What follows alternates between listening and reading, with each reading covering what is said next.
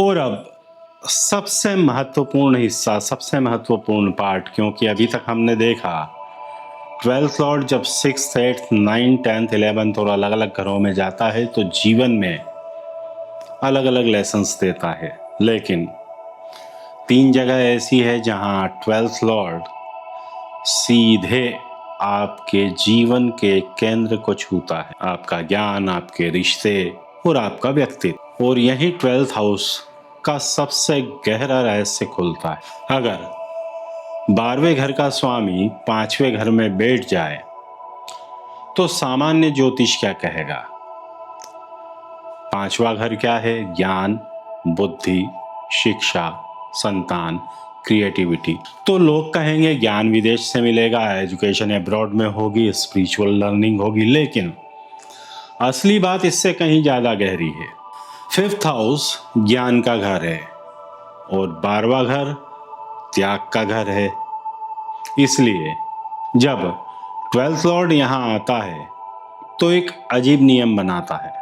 ज्ञान पाने के लिए पहले देना पड़ता है। अगर व्यक्ति अपने ज्ञान को सिर्फ अपने लिए रखता है तो ज्ञान रुक जाता है, बढ़ नहीं पाता। लेकिन अगर जिस दिन से वह अपने ज्ञान को निष्काम भाव से बांटना चालू कर देता है, शिक्षा देना शुरू कर देता है, उसी दिन उसकी समझ बहुत गहरी होने लग जाती है। कई बार जीवन हमसे कुछ छीन भी लेता है, क्योंकि कभी कभी ज्ञान पाने के लिए कुछ खोना पड़ता है। अगर 12वें घर का स्वामी 5वें में भाव में हो तो व्यक्ति को सबसे गहरा ज्ञान अक्सर किसी हानि के बाद ही मिलता है। कुछ हानि होती हो उसके बाद ही मिलता है, क्योंकि पाकर जो ज्ञान मिलता है वह जानकारी होता है, लेकिन खोकर जो ज्ञान मिलता है वह बुद्धि बन जाता है। और यही 12th लॉर्ड इन 5th हाउस का रहस्य है। अब हम बात करते हैं 12वें घर का स्वामी 7वें घर में, तो रिश्तों का घर। अगर 12वें घर का स्वामी 7th हाउस में हो तो ज्योतिष क्या कहेगा? पार्टनर फॉरेन बैकग्राउंड का हो सकता है, कल्चरल डिफरेंसेस हो सकते हैं, मैरिज चैलेंजेस हो सकते हैं, कभी कभी लोग डर भी जाते हैं, लेकिन सच्चाई बिल्कुल अलग है। 7th हाउस पार्टनरशिप है और पार्टनरशिप का असली आधार क्या है? त्याग। अगर विवाह में सिर्फ एक्सपेक्टेशंस हो तो रिश्ता ज्यादा दिन नहीं टिक, लेकिन अगर रिश्ते में त्याग और समर्पण जुड़ जाए तो वही रिश्ता आध्यात्मिक विकास का कारण बन जाता है। 12वें घर का स्वामी 7वें भाव में एक ही बात सिखाता है, relationship is not a possession. रिश्ता ऑनरशिप नहीं है, रिश्ता एक्सपीरियंस है। और जब दो लोग एक दूसरे को पकड़ने की कोशिश को छोड़ देते हैं तभी रिश्ता और गहरा होता जाता है। इसलिए अगर किसी की कुंडली में 12वें घर का स्वामी 7वें भाव में हो तो उससे समझना होगा रिश्ता बचाने का तरीका कंट्रोल से नहीं, रिश्ता बचाने का तरीका है लेटिंग गो। अब बात करते हैं 12वें घर का स्वामी लग्न में, मतलब फर्स्ट में, और सबसे गहरा प्लेसमेंट।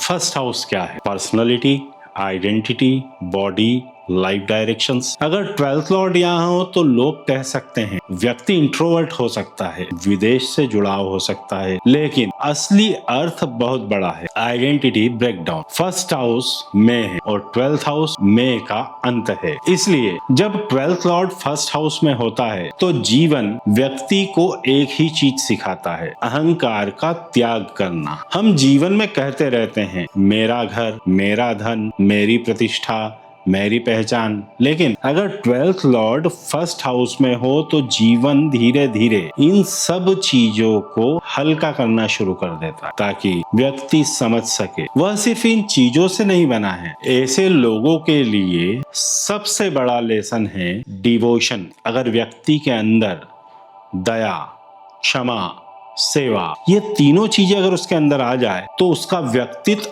अद्भुत बन जाता है।